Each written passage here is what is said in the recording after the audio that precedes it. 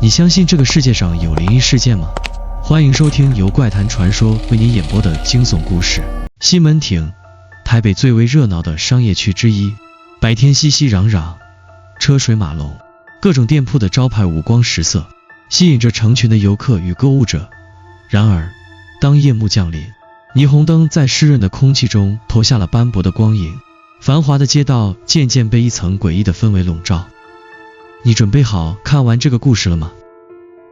在西门町的某些角落，喧闹的气息会突然变得死寂，街道上偶尔传来几声低沉的脚步声，仿佛城市的脉动在某些时刻停滞。这座城市白天像一个生气勃勃的动物，到了夜晚则仿佛换上了一层神秘的面具，隐藏着许多不为人知的秘密。阿杰是今天晚上的主角，一个刚从公司加班出来的年轻上班族。眼下天色已晚，他与几位朋友约好在西门町吃宵夜。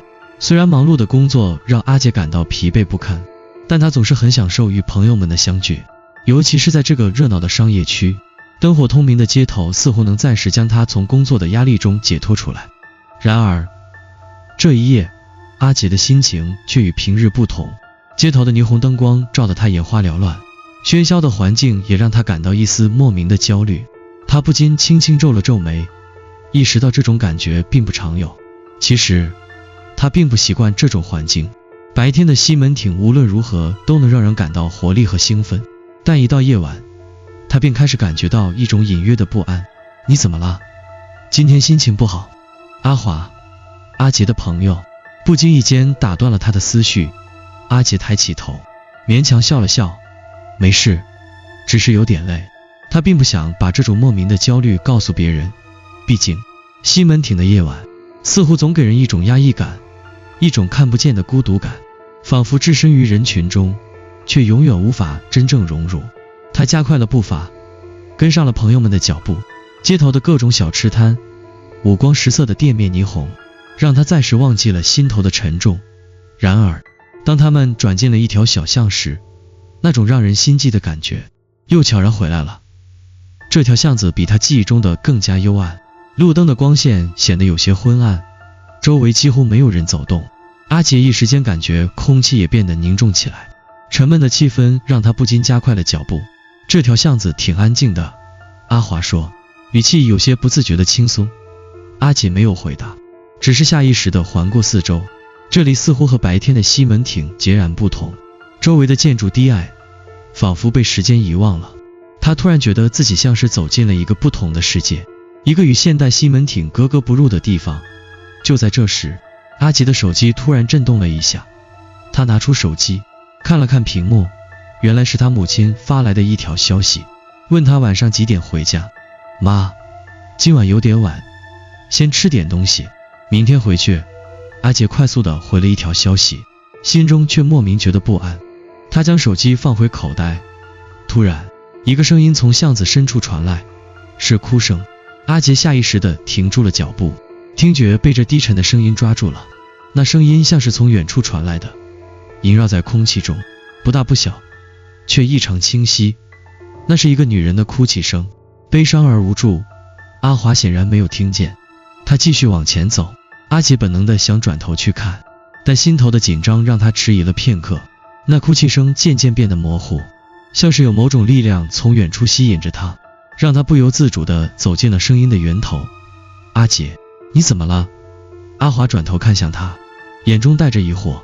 阿杰张口欲言，但突然一阵寒风吹过，仿佛从某个死角里钻了出来，空气中的温度骤然下降。他不由自主地打了个寒战，感觉自己像是突然被困在了某个冷寂的空间里。不，没事。阿杰摇了摇头，强压下心头的异样感觉，深吸了一口气，决定继续往前走。然而就在他们即将走出巷口时，阿杰的目光突然被一个身影吸引住了。那是一个女人，站在不远处的街角，她的身影看起来孤单孤立，仿佛和周围的一切都不相容。她的背影有些佝偻，低着头，长发散落在肩上，遮住了她的面容。阿杰的心跳突然加速，脖子一阵发紧，眼前的情景似乎让他感到不对劲。那女人站在那里已经很久了吗？他忍不住多看了几眼，然而就在下一刻，那女人的身影似乎动了，没有声音，仿佛风中的幽灵，慢慢转过了身，面向了他。但那一刻，阿杰的心跳骤然停滞了。他没有头。阿杰，怎么了？阿华看他突然停下脚步，皱起了眉头，似乎并没有察觉到任何异常。阿杰猛然回过神来，心跳加速，脸上强作笑容。没事，可能只是累了。走吧。阿华似乎不再追问，转身继续向前走。可是阿杰的目光却不自觉地再次落在那个女人的身上，他的心脏几乎要跳出胸腔，双腿似乎被某种无形的力量束缚住了。那女人依旧站在那里，静静地低着头。奇怪的是，阿杰无法看清她的面孔，仿佛一层无形的迷雾笼罩在她的脸上。她的身体几乎是静止的，但阿杰却能感觉到那股隐约的压迫感。你阿杰试图鼓起勇气低声向阿华开口，但他的话却哽咽在喉咙里，仿佛说什么也没用，只觉得自己的声音被吞噬进了四周的寂静中。他抬起脚，准备走向那女人，但每一步都像是拖着沉重的铁链。就在他离那女人更近的一刹那，他猛地停住了。那女人的身体微微晃动了一下，仿佛感应到了他的靠近。突然，头发轻轻飘起，露出他那空洞的脖部。空洞。阿杰的全身一阵冰凉，脚步几乎僵住。那是没有头的脖部，仿佛被切割过一样，空空如也，像是一个残缺的容器。他的视线无法离开那个恐怖的场景，脑海中闪过一个陌生而恐惧的念头，她是无头女鬼，那个西门町的都市传说。阿杰。阿华回头看到阿杰呆愣在那里，脸色不对，立刻走了回来，伸手拍了拍他的肩膀。你看哪里呢？那只是个路人吧。阿杰的嘴唇微微发抖，努力撇开视线，故作镇定地说，没什么。但他的声音几乎不被自己听见。他将视线转向四周，街道依然空荡，只有路灯发出微弱的光线，映照出一片阴森的阴影。西门町的霓虹灯远远地闪烁，繁华的街道似乎和这条死寂的小巷格格不入。然而，就在他试图转身离开时，阿杰的耳边突然传来了一阵低沉的声音。那声音不像是人类的哭泣，也不像是风的呼啸，而是从某个地方传来的，带着无比深沉的哀伤与怨恨。呜呜，那哭声飘然而来，仿佛是从女人的脖部传出的，缓慢而痛苦。阿杰的脖子一阵发紧，似乎连呼吸都变得困难。他转过头，瞬间意识到那女人不见了。他连忙环顾四周，然而空荡的小巷依旧没有人影，连那低沉的哭泣声也不见了踪影。阿杰的心跳开始加速，眼前的场景变得越来越模糊，仿佛一切都只是幻觉。然而那种刺骨的寒意却无时无刻不在提醒着他，这不是幻觉。阿杰，走啊，别呆站着。阿华拉了拉他的袖子，眼中带着疑惑，我们去吃宵夜，不然都饿死了。阿杰猛地回过神，拼命点头，对不起，走吧。他不敢再多想，只想快速离开这个令人不安的小巷。他们继续往前走，然而阿杰却无法将那件事抛诸脑后。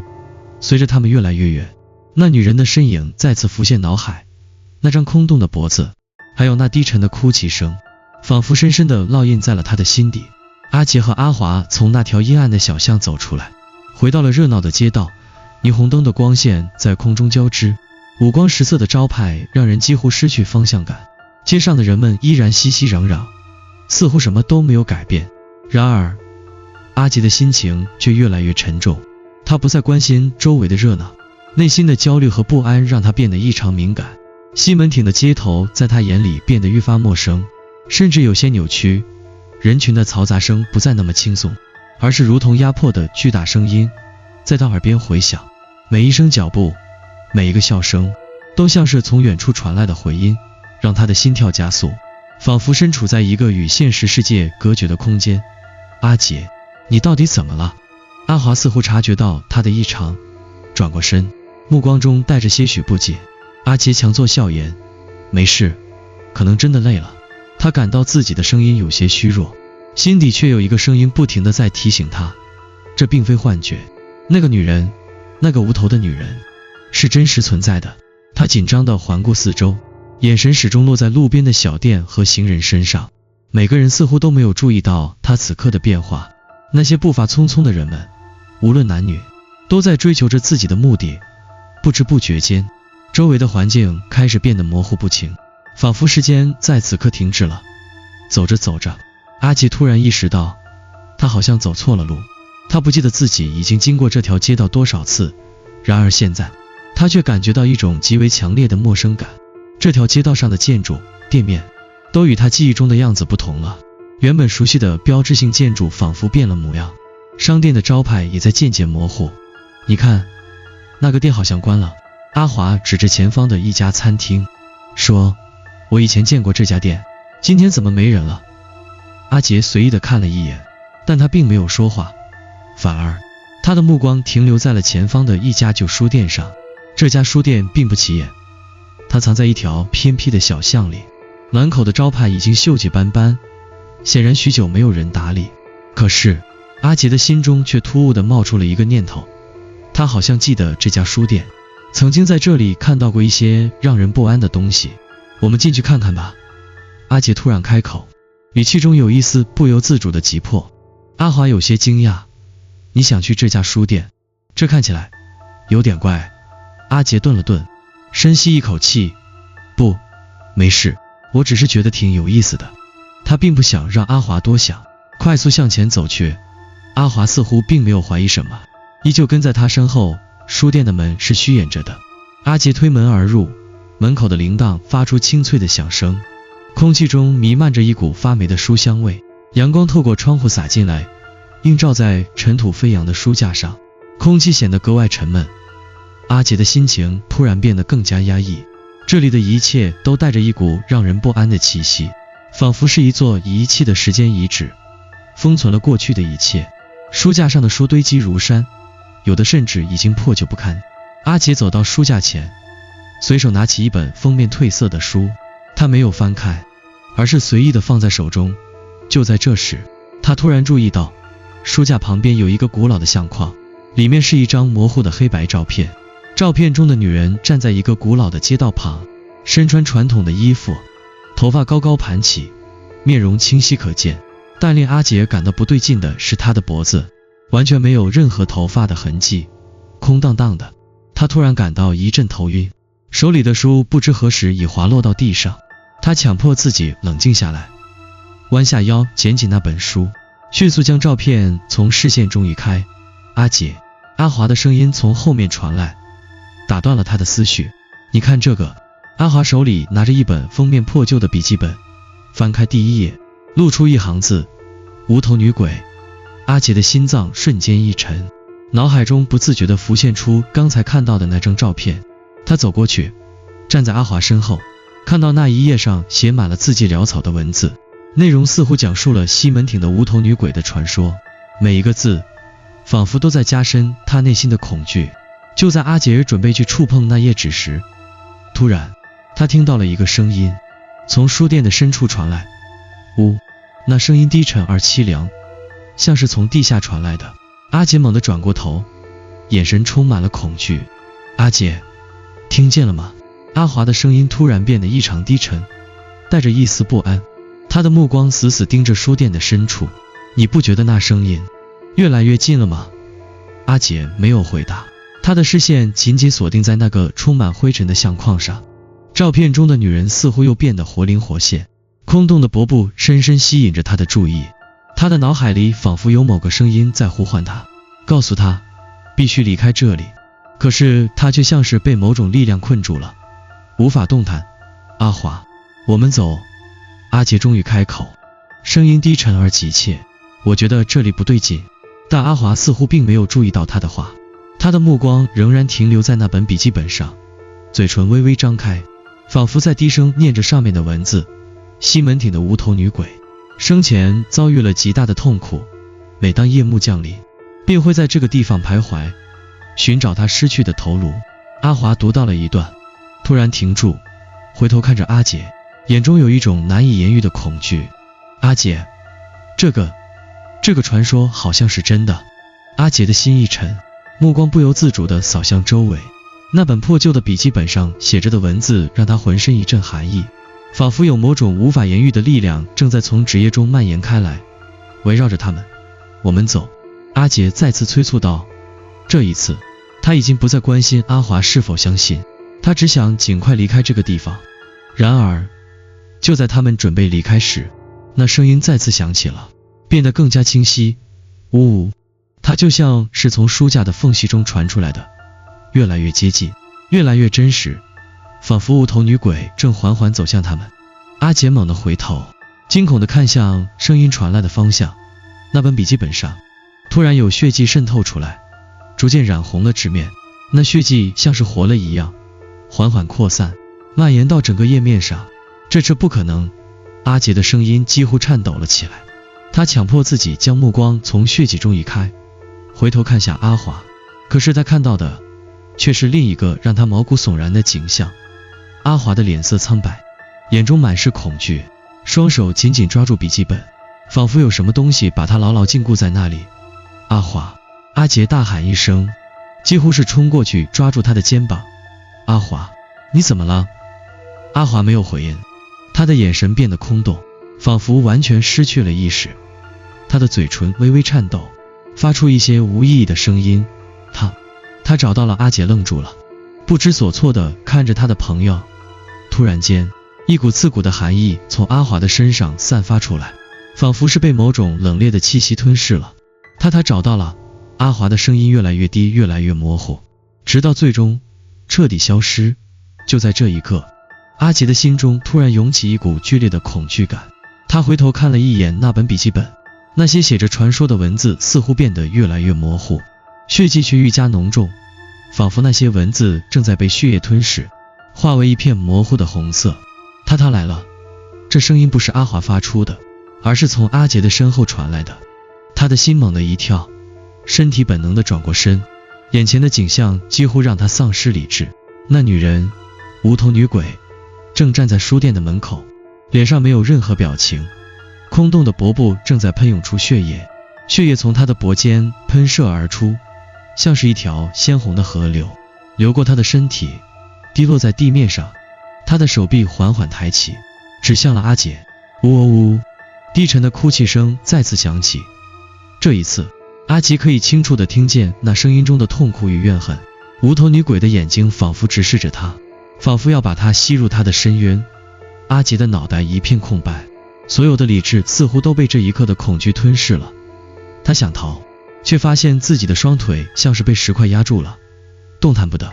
周围的一切开始变得模糊不清，书架上的书籍像是活了一样，纷纷掉落，砸在地上，发出沉闷的声音。走！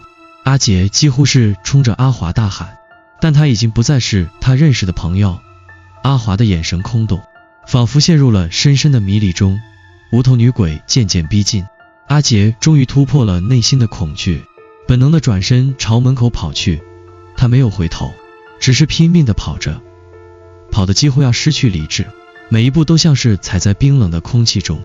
头顶的光线逐渐变得昏暗，仿佛整座书店都在吞噬他的存在。然而，当他冲出门口时，迎接他的不是西门町热闹的街头，而是那条阴暗的小巷，那个他曾经经过的地方。阿杰的心脏几乎要跳出胸腔，他的双腿仍然在剧烈的颤抖，拼命的奔跑让他几乎感到窒息，但他无法停下，每一步都像是踩在冰冷的恐惧上。心头的恐慌和焦虑让他几乎无法思考清楚。他猛地回头，看见那条熟悉的小巷正在迅速吞噬他。天色已经完全黑了下来，街道的霓虹灯像是被切断了脉络，周围一片死寂。无头女鬼的影像依然深深烙印在他的脑海里，他那空洞的脖部，喷出的鲜血，仿佛在提醒他自己正深陷其中，无法自拔。他拼命地跑着，试图逃离那个地方，却发现自己根本跑不远。每当他转过一个拐角，眼前的景象依旧是那条阴森的小巷，或者是那个破旧的书店。无论他如何努力，都仿佛绕不过去那条路，仿佛这座城市的迷宫专门为他设计。怎么可能？怎么会这样？他不断低语，声音中充满了绝望。他已经跑得气喘吁吁，衣服早已被汗水湿透，但他依然无法逃脱那股无形的压迫感。越来越大的恐惧开始吞噬他的理智，眼前的世界变得模糊不清，四周仿佛旋转起来，每一步都像是陷入了深渊，无法自拔。忽然，他的脚步停了下来，在他面前的居然又是那家破旧的书店，门口的铃铛轻轻响起，发出刺耳的金属碰撞声。阿杰的脑海一片空白，他低头看了看自己的手，发现自己竟然站在了书店门口，根本没有记得自己怎么走到这里的。这不可能！阿杰紧张地捏住了自己的手臂，试图让自己清醒。眼前的一切都是那么熟悉，又那么陌生。那股强烈的恐惧感让他全身发麻，仿佛已经被某种看不见的力量困住了。他转过身，准备逃离书店，可是背后突然传来了一个低沉的声音：“你想离开吗？”阿杰猛地回头，眼中充满了惊恐。那是无头女鬼，她就站在书店门口，目光空洞，依旧没有头颅。她的脖部喷出的鲜血已经完全染红了她的身体，血液从她的脖间流出，仿佛一条血河。她的眼睛依旧空洞，但却透出一种异样的光芒，像是在注视着阿杰的灵魂。走开！阿杰的声音沙哑而尖锐，几乎是用尽了全身的力气。他的心脏剧烈跳动，感觉到自己的意识正在逐渐模糊。你逃不掉的！无头女鬼的声音带着一种空灵的回音，仿佛从地下传来，充满了怨恨和绝望。你已经看到了，你已经触碰到了，你无法逃脱。阿杰的头皮一阵发麻，他猛地想起了在笔记本上看到的那些话。他正在寻找他失去的头颅，任何触碰他的人都将永远成为他的囚徒。他知道自己已经深陷其中，无法自拔。不要过来！他疯了一样往后退，然而他感觉到一股无形的力量正在将他拉近。无头女鬼仿佛从地狱中爬出来的恶灵，渐渐逼近，带着血腥的气息，带着无法抗拒的诱惑。阿杰的身体僵硬，他猛地转身，飞奔向小巷的另一端。然而刚刚跨出几步，他又停了下来。他的眼前不再是熟悉的街道，而是那家阴森的书店，仿佛整个世界都被卷进了这场无法逃脱的循环。他的身体渐渐麻木，四肢不再听从指挥，内心的恐惧已经达到极限。此时他的脑海中突然闪过一个念头：我再也回不去了。眼前的无头女鬼依旧静静地伫立在书店门口，空洞的目光直视着他。你到底是谁？阿杰低声问道，声音颤抖。你到底想要什么？无头女鬼没有回答，只是缓缓举起了他的双手，鲜血像是溪流一般从他的脖部滴落，最终汇聚成一滩血迹，渐渐向阿杰逼近。那血仿佛是某种诅咒的象征，带着令人窒息的压迫感，仿佛要吞噬他的灵魂。突然，阿杰的眼前一片昏暗，视线开始模糊，他下意识地闭上了眼睛，耳边响起了一声低沉的笑声，随之而来的是一阵冰冷的气流，仿佛他正被某种未知的力量吞噬。阿杰，这个声音轻柔而苍凉，像是从深渊中传来。当他再次睁开眼睛时，面前的景象已经彻底改变。他不再站在那条阴暗的小巷里，而是回到了书店的最深处。他猛地回头，发现阿华已经出现在了他身后。阿华，阿杰震惊地问道，声音中带着一丝不敢置信。阿华的脸色苍白，眼神空洞，似乎不再是那个他认识的朋友。你看清楚了。阿华的声音没有感情，像是一个被操控的傀儡。你现在是他的一部分。阿杰浑身一阵剧烈的寒意，他的手指不自觉地触碰到了自己的脖子，发现那的皮肤开始变得冰冷。这一切难道他早已被诅咒，无法逃脱？